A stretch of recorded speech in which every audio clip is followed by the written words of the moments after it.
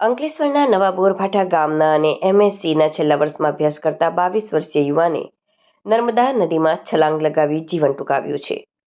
3 દિવસથી શોધખોળ બાદ યુવાનનો વિકૃત હાલતમાં મૃતદેહ મળી આવ્યો હતો. ભણતરના ભાર અને ક્ષણિક આવેશમાં આવીને યુવાને કેવા આત્યંતિક પગલું ભરી લેતા હોય છે તેનો વધુ એક કરુણ દાખલો અંકલેશ્વરમાં જોવા મળ્યો છે. અંકલેશ્વર નવા બોરભાઠા ગામ ખાતે રહેતા દીપ મગનભાઈ પટેલ નોકરી કરવાની સાથે સાથે એમએસસીના છેલ્લા વર્ષમાં અભ્યાસ કરતો હતો અને તેને પરીક્ષા આપવા માટે અમદાવાદ જવાનું હતું. ગત તારીખ 27 એપ્રિલના રોજ પરીક્ષાની તૈયારીઓ ચાલી રહી હતી ત્યારે માતા સાથે કોઈ બાબતે સામાન્ય બોલચાલી કે વાતચીત થઈ હતી. આ નાની વાતથી નારાજ થઈ દીપ રાત્રે 9 વાગ્યાની આસપાસ ઘરેથી ગુસ્સામાં નીકળી ગયો હતો. ઘરેથી નીકળ્યાના બીજા દિવસે એટલે કે 28 એપ્રિલના રોજ બપોરે 1 વાગ્યે દીપે તેના પરિવારને એક મેસેજ કર્યો હતો અને જેમાં તેણે જણાવ્યું હતું કે તેનું બાઇક અને મોબાઈલ તપોવન આશ્રમ પાસે નર્મદા નદીના કિનારે મૂકેલા છે.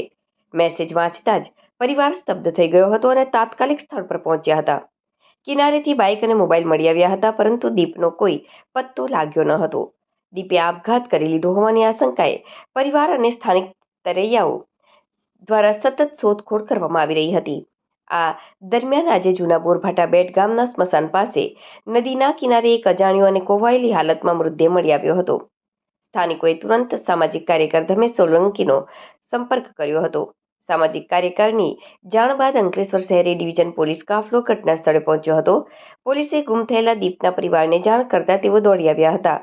મૃતદેહ અત્યંત વિકૃત હાલતમાં હોવા છતાં પહેરેલા કપડાના આધારે પરિવારજનોએ તે દીપ પટેલ હોવાની પુષ્ટિ કરી હતી. પોલીસે અકસ્માતે મોતનો ગુનો નોંધી મૃતદેહને પીએમ માટે ખસેડ્યો હતો.